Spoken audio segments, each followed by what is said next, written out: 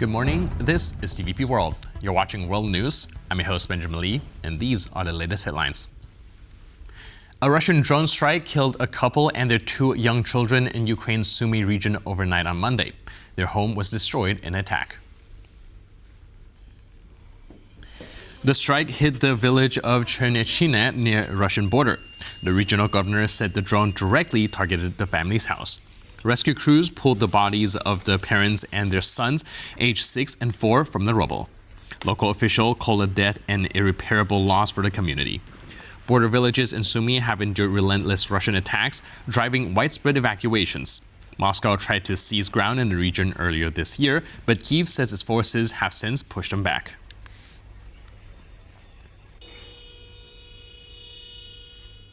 Former U.S. Ambassador to NATO Julianne Smith has urged the alliance to launch a center focused on countering drones. She told the Polish press agency the initiative should also involve Ukraine and Indo-Pacific allies. Smith, who served as Washington's NATO envoy from 2021 to 2024, warned that Russia has long used hybrid tactics such as drone incursions and cyber attacks to test the alliance. She welcomed NATO's quick response to recent drone incursions over Poland, but pointed to the cost imbalance of using expensive missiles against cheap drones. She said a dedicated center should advance sensors, detection tools, and affordable defenses while boosting maritime surveillance and electronic warfare. Smith also emphasized more training to clarify when Article 5 might apply in hybrid scenarios. In the short term, she advised shifting additional aircraft to NATO's eastern flank, calling U.S. forces a crucial deterrent against Russian aggression.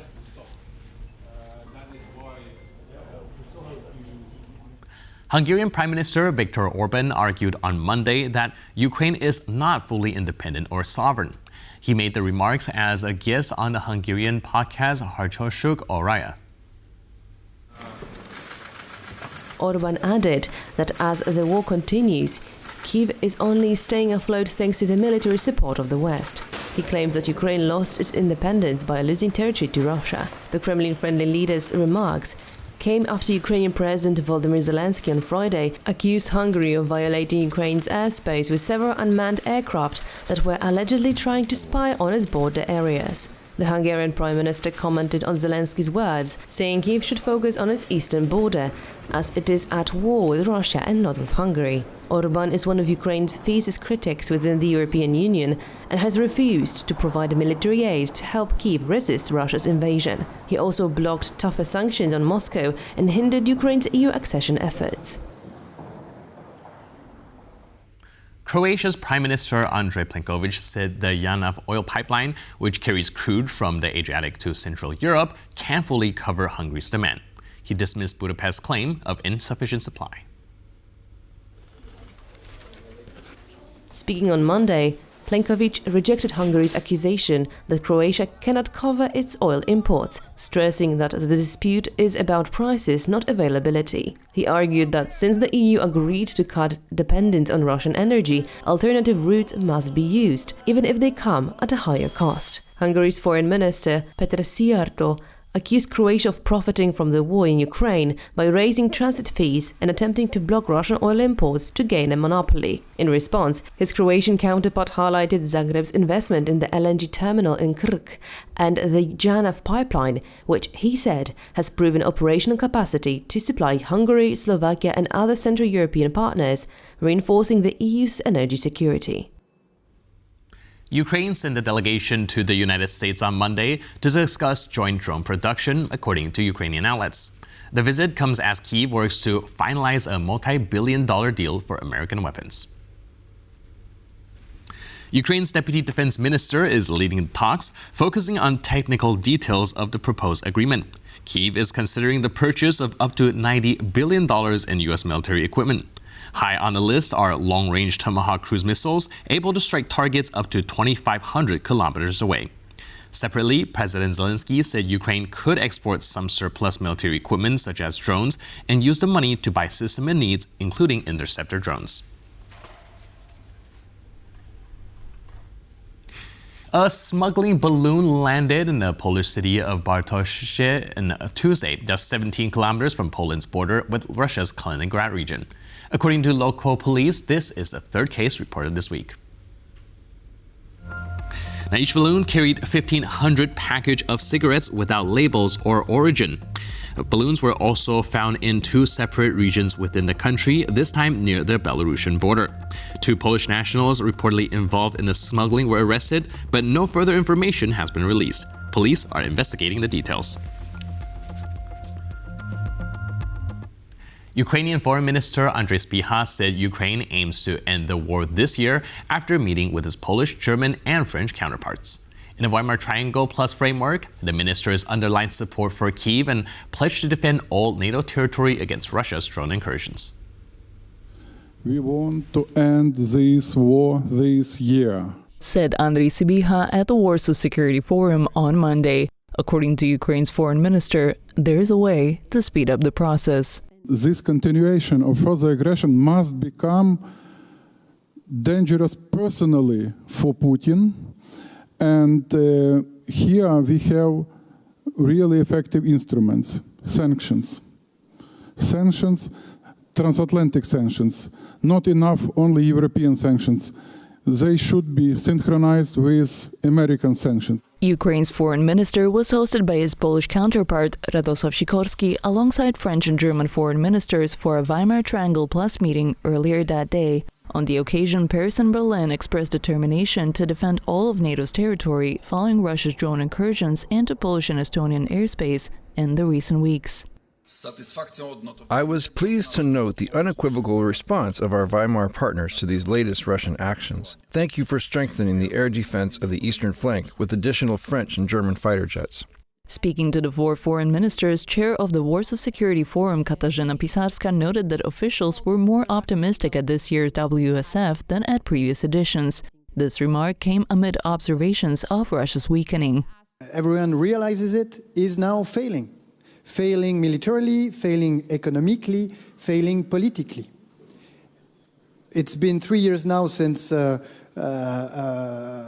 Russia hasn't made any progress on the front line, and its economy, its civil economy, is now collapsing due to the resources that Putin is putting into the war efforts. According to officials, even Russia's attempts at sabotage through drone incursions had failed. That had the absolute opposite effect of what Moscow had intended to, but brought us together, brought us behind our allies in Estonia, in Poland, and in Romania. The Weimar Triangle is a regional alliance of Poland, Germany, and France created in 1991 to promote cooperation between the three countries. According to the German foreign minister, the format is ready for a new chapter. To show the world, and especially, of course, Ukraine, and on the other side, Moscow, that we stand together, that we stick together. For TVP World, I'm Sonia Gatabishchan. The Warsaw Security Forum, a key annual gathering where European and allied leaders discuss security and defense, is underway in the Polish capital. Our defense correspondent, Zuzana Jurek, has more.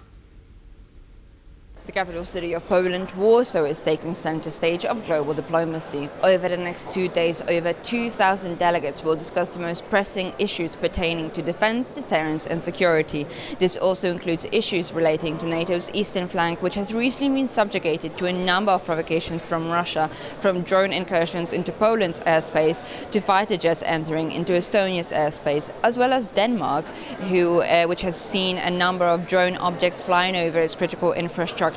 In response, the NATO alliance has moved to establish its Eastern Sentry policing mission. However, as has been underlined by the Foreign Minister of Ukraine, Andrzej Sybiha, it is no longer just a question of collective capabilities, but rather moving and extending NATO's presence as a means of strengthening the defense and deterrence efforts of the NATO alliance. We are ready to share with our experience. Poland is our closest ally, so our team already conducted several meetings, so we are in the process. Okay, thank you very much. because our security is also your security, and our security is indivisible with your security. And this idea of strengthening collective cooperation and multinational cooperation has also been underlined by other experts who, on the other hand, have emphasized that it's not just a question of strengthening capabilities, but other implementing the lessons learned and creating a symbiotic relationship with Ukraine in order to strengthen the collective defense and deterrence of the NATO alliance. We are all learning in a very quick way.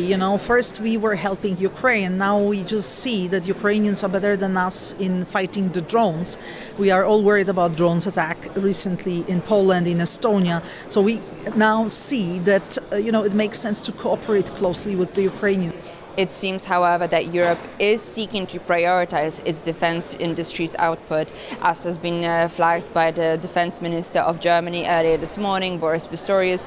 Germany is willing to provide some of the critical capabilities to its European allies, seeking to establish sovereignty over its own defense industries. From Warsaw for TVP World, Zuzanna Jurek. Dutch Defense Minister Ruben Brekelmans told TVP World on record that reaching consensus takes time among NATO's 32 allies or the European Union's 27 members. He spoke on the sidelines of the Warsaw Security Forum. Is there unanimity now inside, let's say, EU members of NATO how to deal with these incursions and provocations from the Russian side? I think we all agree that we should have a clear and a robust response. But when people say that it's usually, it sounds nice, but nobody understands what it means. No, that's what the discussion is about. Because I agree, and of course it's difficult because Russia is probably Russia is doing it in such a way that it's hard to prove, for example, now with everything that's happening in Denmark, whether Russia is behind it or not. When it comes to what happened here in Poland and also in Estonia, it's very hard to give 100% evidence that it was intentional. But of course we are all very suspicious because we know Russia's hybrid strategy. And still, when we talk about a response, it must be strong, it must be robust, but it takes some time for 32 NATO allies or 27 EU members to come to an agreement. Washington's Special Envoy for Ukraine, Keith Kellogg, said on X that the U.S.-Poland alliance remains strong. His posts follow a Monday visit to Warsaw, where he met Polish National Security Advisor Marcin Przytasz. Great visit in Warsaw today with National Security Advisor Marcin Przytasz. Under the leadership of the President of the United States and President Karol Nawrocki, the U.S.-Poland alliance is as strong as ever. Thanks for the in-depth discussion this afternoon.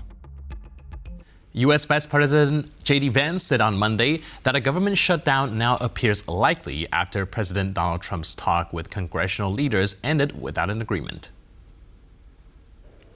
Vance told reporters the country is heading towards a shutdown, blaming what he called the Democrats' unreasonable stance. With less than 24 hours before federal funds expire, Democrats and Republicans remain deadlocked. Senate Minority Leader Chuck Schumer said Democrats pressed health care demands during their meeting with Trump, while the White House accused them of choosing political confrontation over compromise. A shutdown could be avoided only if all 53 Republicans in the Senate and at least 7 Democrats back a temporary funding bill. The prospect recalls Trump's first term, when the U.S. saw its longest ever shutdown, lasting 35 days over a border wall funding dispute. In Alaska, Fat Bear Week has reached its final day. Voters are choosing the portliest brown bear of the season in a contest held by the Katmai National Park.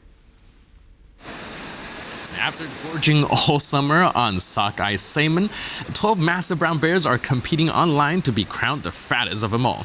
The single elimination tournament includes veterans like two-time champion 128 Grazer and her cub junior, who won last week's cub contest.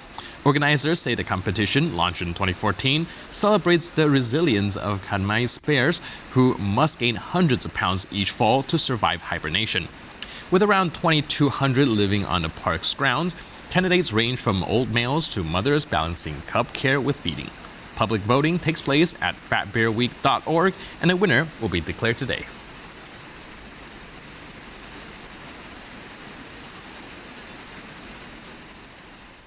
And with that, we conclude this edition of World News. But for more news, update, and commentary, please stay tuned to TVP World.